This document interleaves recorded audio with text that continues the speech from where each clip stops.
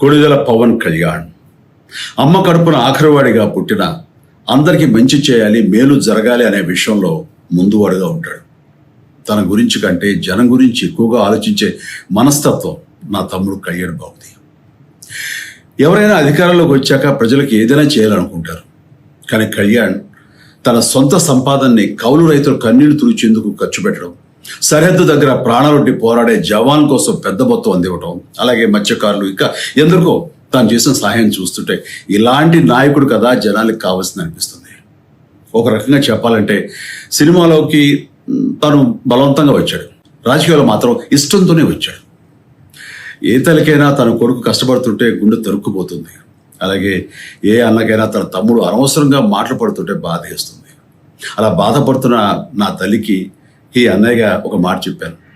నీ కొడుకు ఎంతోమంది తల్లుల కోసం, వాళ్ళ బిడ్డల భవిష్యత్తు కోసం చేసే యుద్ధం అమ్మా ఇది. మన బాధ కంటే అది ఎంతో గొప్పది అన్నాను. అన్యాయాన్ని ఎదిరించకుండా మౌనంగా ఉండే మంచివాళ్ల వల్లనే ప్రజాస్వామ్యం మరింత నష్టం అని నమ్మి జనం కోసం జన సైనికుడు అయ్యాడు. తాను బలంగా నమ్మిన సిద్ధాంతం కోసం తన జీవితం రాజకీయాల్లోకి అంకితం చేసిన శక్తిశాలి పవన్ కళ్యాణ్.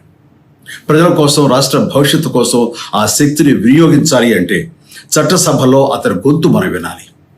జనమే జయను నమ్మే జనసేనాని ఏమి చేయగలడో చూడాలంటే మీరు పిఠాపురం ప్రజలు కళ్యాణ్ని గెలిపించాలి. మీకు సేవకుడుగా, సైనికుడుగా అండగా నిలబడతాడు. మీకోసం ఏమైనా సరే కలబడతాడు, మీ కళ నిజం చేస్తాడు. పిఠాపురం వాస్తవ్యులకు మీ చిరంజీవి విన్నపం, గాజు గ్లాసు గుర్తుకి మీ ఓటు వేసి పవన్ కళ్యాణ్ని గెలిపించండి. జై హింద్.